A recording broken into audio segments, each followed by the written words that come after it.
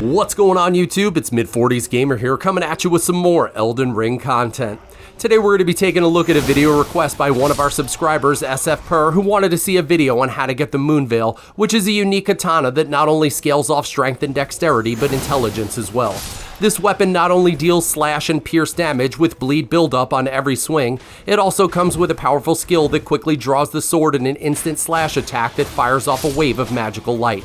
So let's track this epic weapon down, tell Melina we see dead people, and get after it. Our story begins on the border between Caelid and Limgrave within the Gale Tunnel, which can be entered fully from the Caelid side, and as you can see from the map footage, getting to this location early is manageable using your mount. Once we light the site of Grace, we'll head into the tunnel, which is littered with enemies in close quarters. However, fighting them early on is fairly easy. We know what you're thinking, but we aren't going to force you to watch this whole area being cleared and looted, but we did include the first few enemies to outline that it's not a heavy lift to get through this area. It would be worthwhile if you're just starting out to clear all the enemies in order to loot some much needed smithing stones in the process, since they are needed to upgrade your weapons, which in turn makes fighting most enemies a lot easier. To the west end of this small tunnel, you'll come across a platform with a ladder leading further down, and while there are a few enemies, they aren't of any real significance. And you'll likely drop them faster than the Tiger King can blame Carol Baskin for feeding her husband to some cats. After sliding down the ladder and cleaning up the last few enemies in the area, your path forward will be strictly linear, so finding your way shouldn't be very difficult at all. At the end of this long tunnel, you can open up a door that's locked from the other side, where you'll encounter the pot warrior Alexander, if you started his questline in Limgrave by getting him unstuck from the mud.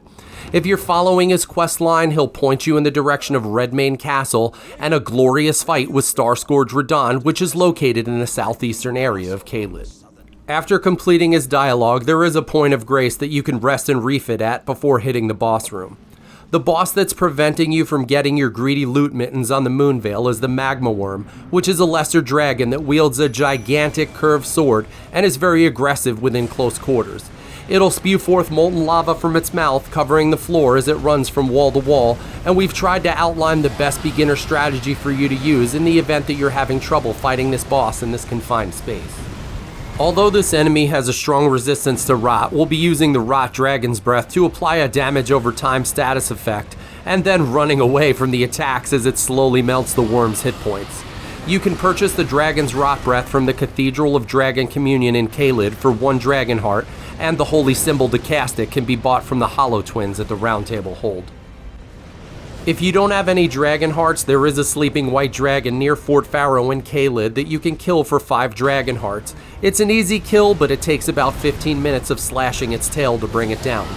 The Magma Worm's most powerful attack comes as he rears up with fire in his mouth, followed by running forward and turning towards you. It'll often do this 3 times in a row, so make sure you keep moving and avoid this attack completely. As you can see from the game footage, we're going to take a bit of a beating here towards the end, since fat rolling only provides around 9 iframes. Then we'll just kick free and run around for a bit and let the Scarlet Rot finish its job. Well folks, it looks like we're coming to the end of another Elden Ring video as we jam this rather large magical katana into our pocket. We would like to take this time to personally thank you for watching, and if you're new to the channel, don't forget to like, subscribe, and hit that bell icon so you don't miss out on any new Mid-40s gamer content.